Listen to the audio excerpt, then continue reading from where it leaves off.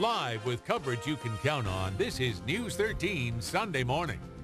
Good morning, everyone. Welcome to News 13 Sunday Morning. This is a live look of Myrtle Beach, and it looks a lot prettier than I remember last Sunday. It was all covered with fog. Good morning. I'm Amy Vitrano, in for Libba Holland. Thanks for joining us. I'm Andrew Phillips. Great. I can't go on this morning without giving my condolences from all of our Tiger fans down in Baton Rouge and all across the nation. I have to apologize to the Gamecock fans, sort of. Yeah, you guys put up a great fight last night, but unfortunately, what am I saying? My team, the LSU Tigers, won. It really was a really great game. Did you get to catch any of it? It was. I did get to watch it. I think that's why we're both a little bit tired this morning, yes. But it made up for my Georgia Bulldogs not doing so well last week. I do what I can, or at least my team can. But again, I wish the best for the Carolina fans, and I hope you guys have a good season throughout But I am excited about this one. And the weather, it looks pretty good too. You should be excited about that, right? Yeah, definitely. It's going to be sunny skies again for today. Great, Andrew. We'll learn a little more a little bit later. Great, thanks. And it's almost time for round two for the presidential candidates, Barack Obama and former Governor Mitt Romney. As the candidates prepare to go head-to-head in their second debate, Christina Mulcher reports how they are using or honing in on key issues, both in weekly addresses and on the campaign trail. The next presidential debate is just a few days away, and the two candidates are officially in preparation mode. Romney spent time Saturday at a hotel in Ohio preparing before holding a campaign event. His plan is quite different. If he were reelected, there's no question in my mind, but you're going to see higher taxes. The vice president blurted out the truth the other day. He said taxes are going up by $1 trillion. He's going to raise taxes on the middle class. He's going to raise taxes on small business. I make this commitment. I will not raise taxes on the middle class of America or on small business. President Obama took off to Williamsburg, Virginia for debate preparations. In his weekly address, he focused on the auto industry. Today, auto sales are the highest they've been in more than 4 years. GM is back. Ford and Chrysler are growing again.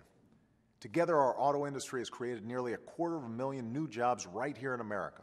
Mitt Romney heads to Boston, Massachusetts for more weekend preps. The two candidates meet again Tuesday night at Hofstra University in New York for the town hall-style debate. I'm Christina Muchler reporting. News 13 wants to help you get to know the candidates of the new 7th Congressional District. We will host a live debate with candidates Tom Rice and Dr. Gloria Bromell-Tenenbaugh. This debate takes place Tuesday, October 23rd at 7 p.m. at CCU's Wheelwright Auditorium. It's co-sponsored by Coastal Carolina and Francis Marion Universities, the Florence Morning News, and the Myrtle Beach Sun News. News 13's Bob Juback will moderate, while Bree Jackson, Dan Golden from the Sun News, and John Sweeney from the Morning News will serve as panelists. This will be the final debate before the election in November. A boater is safe after the Coast Guard rescued him after his boat capsized yesterday. Dennis Ticknor was spotted treading water close to 6 o'clock last night. The Coast Guard found him in the water about a quarter of a mile offshore wearing a life jacket. Ticknor was taken to the hospital, but no injuries were reported.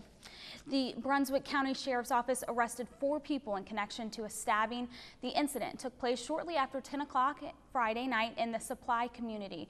When police arrived, they found 2 victims with stab wounds. Both were taken to the hospital for treatment. Officers later arrested Charlie Guy.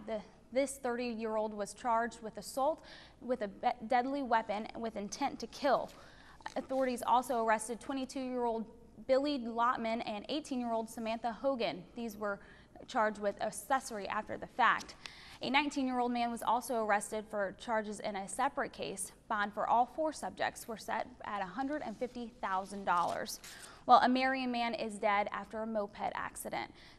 South Carolina Highway Patrol says it happened early Friday morning on Highway 76. A car hit the back of the moped. The driver was pronounced dead at the scene. The Marion County Coroner's Office identified the victim as Kevin Tyndale of Marion. Police say the 44-year-old was not wearing a helmet. At last word, no charges had been filed against the driver.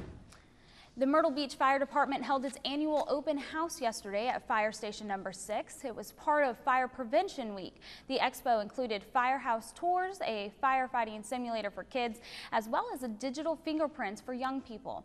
Crews say involving children in fire safety events is extremely important. Children are very important. What they do is they actually take it and then they teach their parents. They're actually our best teaching tool. They take what they've learned in the schools, what they learned here, and they talk to their parents. And they sort of bother them until the parents actually take notice, and then they start to put together a fire safety plan.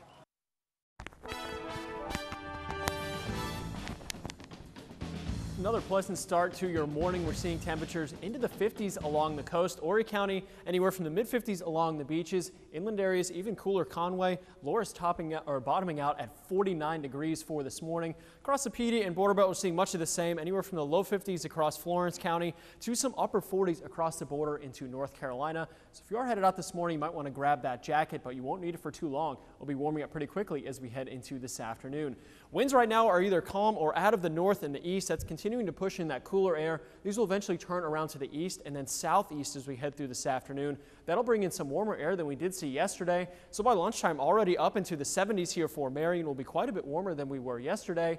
Heading out to the Marshwalk and Murrells Inlet for lunch will be into the mid-70s as well. Sunny and mild, and we'll see those temperatures stick around, warm temperatures stick around for the day tomorrow as well. So if you are headed out to play some golf today, we'll be a little bit cool for this morning, but then we do start to warm up into the mid-70s here by lunchtime, and then close to the 80-degree mark here by this afternoon. Continue to see mostly sunny skies before a few clouds do move in for this evening. So it'll be a pretty nice beach day out there. Southeast wind eventually by this afternoon 6 to 12 miles an hour. Waves at 2 to 4 feet. Low tide this morning was at 6:48 and high tide was at 6:48 and low tide coming up at 1:07 this afternoon.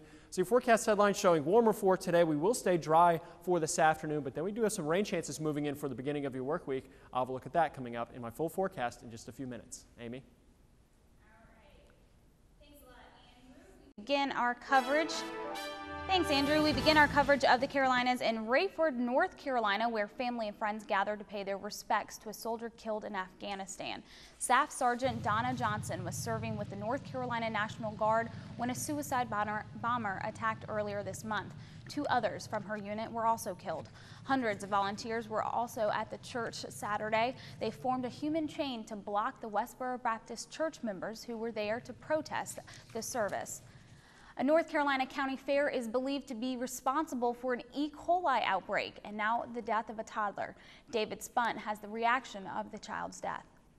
I can't imagine what that family is going through. Beth McNair says her heart hurts for the family of Gage Lefevers, the Gaston County toddler who family members say died Friday afternoon. A source close to the Lefevers family says Gage's parents suspect E. coli. Jordan leaves a special place in everybody's heart that touches. Beth McNair's 12-year-old son Jordan, on dialysis from E. coli, is recuperating just down the hall from where doctors treated Gage. This week, we've learned 16 people have E. coli symptoms. North Carolina health officials say the common bond for the majority of them this year's Cleveland County Fair. Sources say both Gage Lefevers and Jordan McNair went to the fair. But we have attended a Cleveland County Fair for 16 years or more. Never problems. Never problems. That's why Beth McNair wants answers. For her family, every family affected by the bacteria, and especially the family of this little boy. And to see them, it hurts my heart. I love them. I may never ever see them again, but I love them. Christ loves them, and God will bring them through it.